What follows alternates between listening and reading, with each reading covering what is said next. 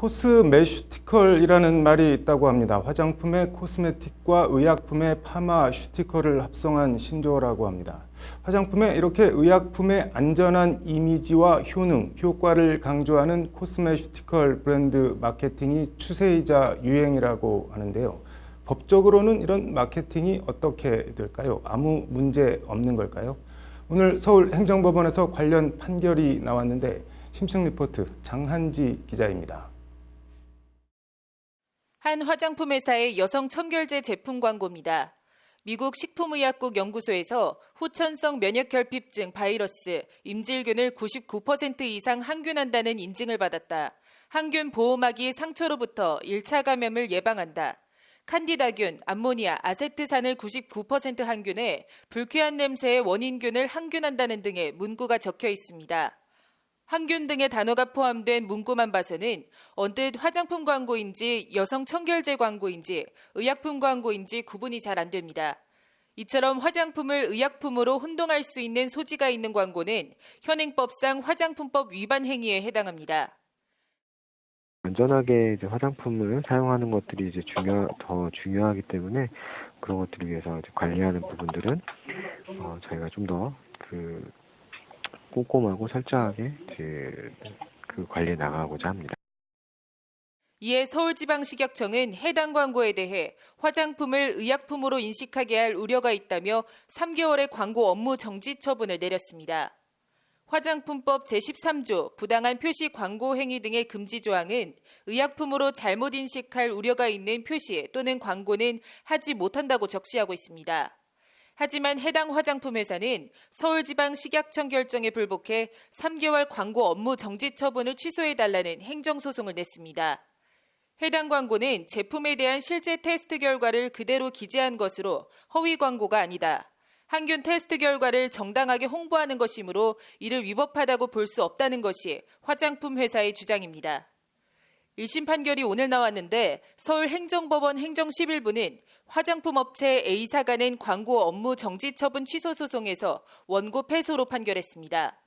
통상의 주의력을 가진 일반 소비자가 화장품에 해당하는 제품을 질병을 진단, 치료, 경감, 처치 또는 예방할 목적으로 사용하는 의약품으로 오인하게 하는 내용이라는 것이 재판부 판단입니다. 일반 의약품으로 등록하려 했으나 서울지방식약청이 화장품 원료 중 하나인 은이 항균 원료로 등록되어 있지 않다는 이유로 등록을 거부했다는 화장품 업체 주장도 재판부는 타당한 이유가 아니라며 기각했습니다. 제품이 약사법에 따라 의약품으로 등록되어 있지 않은 이상 제품을 의약품으로 오인하기에 충분한 광고를 하지 않은 것은 허용되지 않는다고 재판부는 강조했습니다. 의약품 허가를 받지 않는 이상 의약품과 비슷한 효과가 있어도 의약품으로 혼동할 수 있는 광고를 하면 안 된다는 취지의 판결입니다. 화장품과 의약품은 인허가 과정이 전혀 달라요.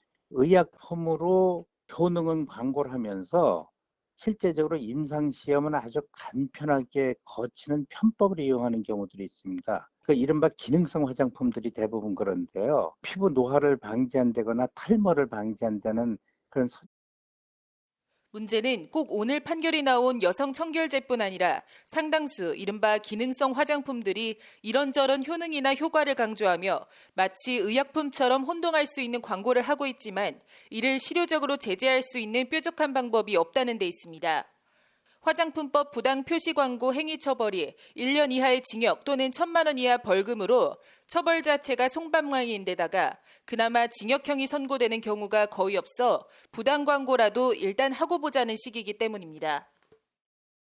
이런 허위 과장 광고를 심하게 하는데 우리나라 처벌이 솜방망이 처벌이에요. 이 때문에 전제와 같은 이런 처벌 규정만 가지고는 이런 화장품 허위 광고를 막을 방법이 별로 없습니다. 더 큰 문제는 이런 의약품으로 오인할 수 있는 부당 광고가 화장품뿐 아니라 건강기능식품 등 다른 여러 제품에도 만연하다는 점입니다. 하다못해 세탁기 선전이나 공기청정기 같은 거 선전을 할 때도 미세균을 99.9% 제거해서 피부를 맑게 한다, 피부병을 없앤다, 이런 광고까지 하고요.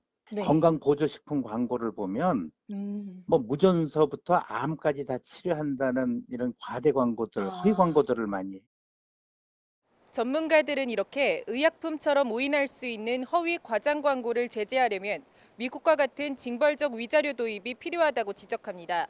이른바 기능성 화장품에서부터 건강보조식품까지 국민 생활이나 안전과 직결된 제품들에 대한 허위 과장 광고를 근절할 수 있는 법 제도 정비가 필요해 보입니다. 법률방송 장한지입니다.